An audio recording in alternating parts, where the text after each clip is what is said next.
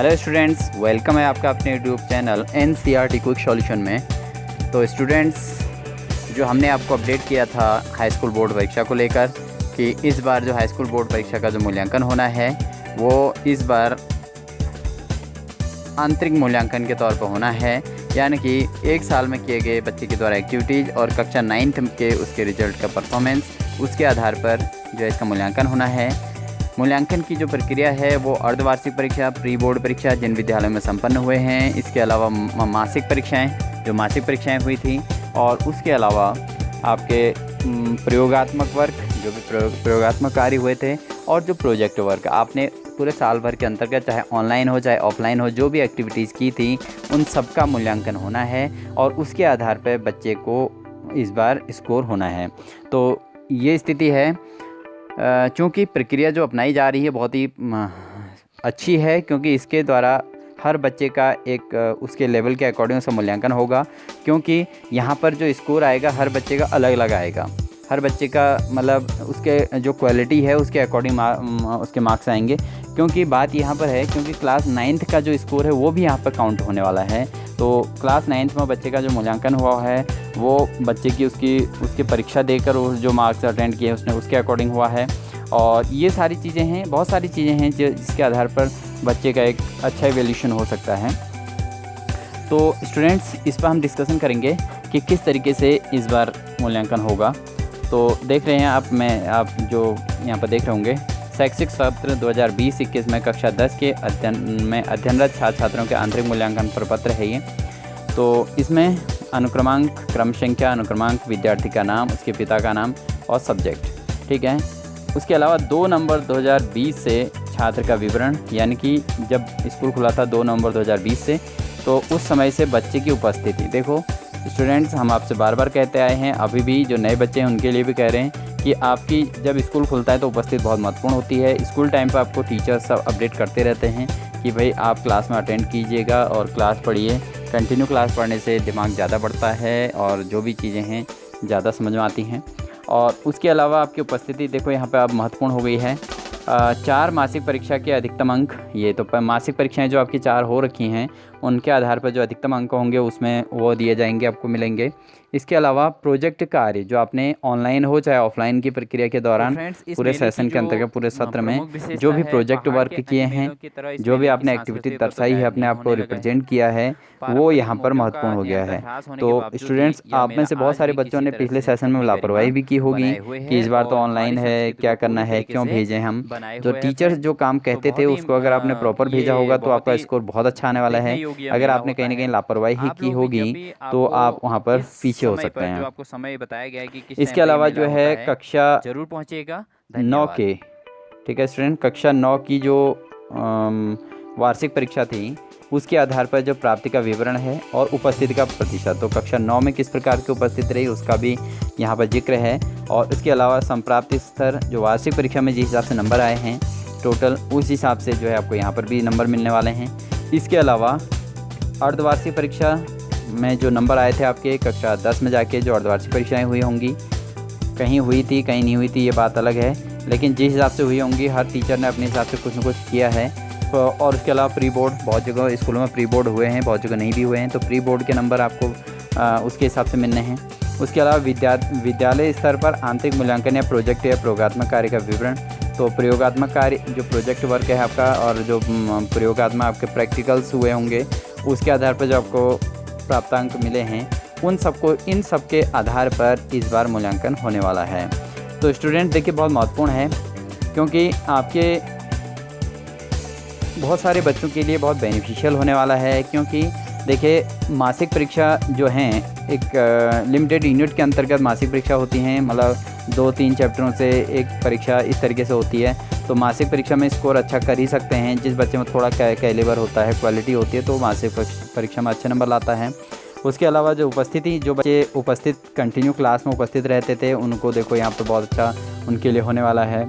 इसके अलावा क्रियात्मक एक्टिविटी जो टीचर्स ने आपको करने के लिए कहा होगा, अगर आपने वो किया है और आपको जो होमवर्क दिया है या आपने जो प्रोजेक्ट कार्य दिया है उनको आपने अगर एक प्रॉपर वे में काम किया है तो आपका फिर स्कोर अच्छा आने वाला है। इसके अलावा कक्षा 9 में आपने जैसी परफॉर्मेंस की होगी जिस सब्जेक्ट में, जिस विषय में जिस हिसाब से आपने काम किया होगा उसी के हिसाब से इस बार आप 10वीं में भी तैयारी कर रहे होंगे, तो आप समझ सकते हैं कि 9th के अकॉर्डिंग भी आपको यहाँ पर नंबर मिलने वाले हैं। इसके अलावा अर्धवार्षिक परीक्षा और प्री बोर्ड की परीक्षा, तो ये अर्धवार्षिक हो या प्री बोर्ड हो, चाहे कोई भी प्रकार की परीक्षा हुई हो या किसी प्रकार से टीचर्स ने अपने अकॉर्डिंग जो टेस्ट लिए होंगे स्कूल में वो हों, तो कुछ भी हुआ हो तो उसके आधार पर भी आपको नंबर मिलने वाले हैं, तो आपको वो भी आपके लिए बहुत फ़ायदेमंद होने वाला है।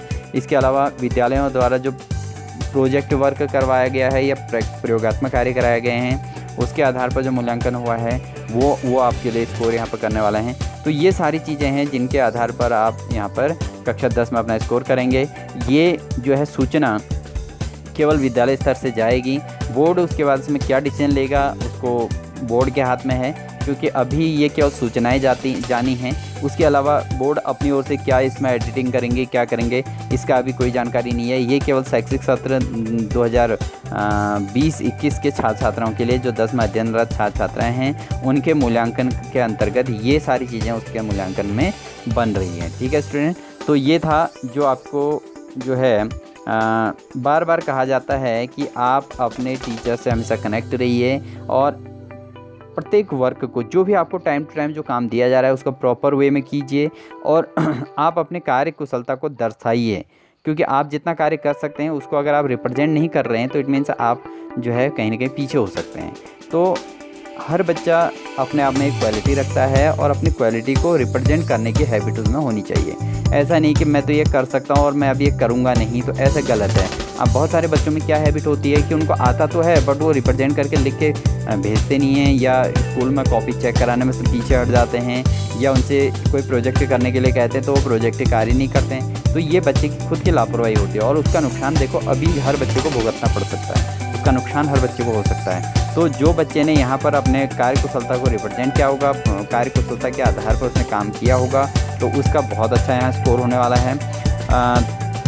अच्छी बात यह है कि हर बच्चे को यहाँ पर कुछ न कुछ स्कोर मिलने वाला है, तो निराश कहीं पर भी नहीं होना है बच्चे को, क्योंकि बहुत ज़्यादा बेनिफिशियल ये भी होने वाला है। और उसके अलावा जो बच्चे में क्वालिटी है, जो अपने आप में ज़्यादा कैलिबर रखता है, जो ये क्वालिटी रखता है कि मैंने 10th की परीक्षा की तैयारी बहुत अच्छे से कर रखी है, उसके पास पूरा का पूरा चांस है कि इंटरमीडिएट बोर्ड परीक्षार्थियों के साथ वो बच्चा पेपर दे सकता है और अपने नंबर्स को जो है उससे भी अधिक कर सकता है जितना उसको यहाँ से मिलने वाला है, इस आंतरिक मूल्यांकन से मिलने वाला है, पिछले सेशन के वर्क से मिलने वाला है या पूरे साल भर की एक्टिविटी से मिलने वाला है। उसके कंपेयर में अगर उसको लगता है कि वो उससे ज़्यादा अच्छा कर सकता है अभी, तो वो बोर्ड परीक्षा की तैयारी करते रहे और क्लास 12th की परीक्षार्थियों के साथ वो भी बोर्ड की परीक्षाएं आसानी से दे सकता है। तो सरकार ने दोनों ऑप्शन खुले छोड़ रखे हैं, ऐसा नहीं कि आप इसी के अंदर आपका सब कुछ हो जाएगा। सरकार ने दोनों ऑप्शन रखे हैं। अगर आपको सेटिस्फेक्शन नहीं होता अपने रिजल्ट से, या आपको लगता है कि मेरा पहले का परफॉर्मेंस अच्छा नहीं था और मैं अभी अच्छी प्रिपरेशन कर रहा हूँ, तो आपको सीधे सीधे अपने परीक्षा की तैयारी में अभी जुटे रहना है। ठीक है, ये क्लास 10th के लिए आपको सूचित कर रहा हूँ, क्योंकि आपको सरकार ने साफ साफ कह रखा है कि जो बच्चे पेपर देना चाहते हैं वो इंटरमीडिएट बोर्ड परीक्षार्थियों के साथ अपनी परीक्षा दे सकते हैं। तो बहुत महत्वपूर्ण चीज़ है। तो स्टूडेंट्स, ये थी अपडेट जो आप तक पहुंचानी थी।